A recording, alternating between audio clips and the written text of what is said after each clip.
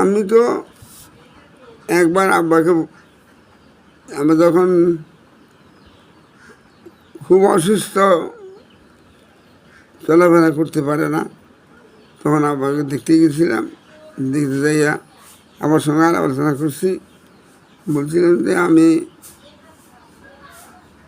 আব্বার সম্পত্তি যা পাবো তা সব সে জীবন রাজিয়াকে দিয়ে যাব। কেন? আবার বললেন, কেন তুই তাকে দিবি, দিলে টাকা নিয়ে যাস। আমি বলছি, না আব্বা, আমার এই বোন আমাকে লালন পালন করেছে, আমার ছোটো বোন আনোয়ারাকে লালন পালন করেছে।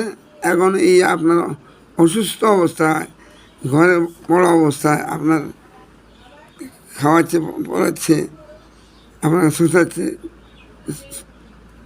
হসাইতেছে ইত্যাদি কারণে আমি আমার বোনকে দিয়ে যেতে চাই।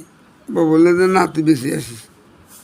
যাক, বোনে এরপরে যে সকল কাজ করছে, জায়গা জমিনগুলার রাগান্বিত হইয়া আমি জমিন কিছু বিক্রি করিয়া আনছি, কিন্তু অথচ আমি আমার বোনকে দিতে চাইছিলাম, বোন রাজিয়াকে দিতে চাইছিলাম। তারপরে রাগ করিয়া ওনার জমিন উনি বিক্রি করছে, আমাদের জমিনকে সব বন্ধ করে রাখার কারণে আমি রাগান্বিত হইয়া কিছু জমিন বিক্রি করে আনছি, আর কিছু আছে সামান্য যা আছে। এখন আমি আমার ভাতিজা চাইছে, আমি বলছি দেখা যাবে। এখন আমি দেখতে পাচ্ছি যে আমার বোনেরকে যে দেওয়ার জন্য ওয়াদা করছি, তাকে দেওয়াটা তো আমার উচিত। তাই আমি আমার বোন ভাইনাকে আমার ওই অবশিষ্ট জমি যা আছে এখন দিঘি ইত্যাদির মাধ্যমে সেইগুলি আমি তাদেরকে দান করলাম। মানে আমার বোন রাজিয়া এবং বোনের ছেলেদেরকে আমি দান করলাম।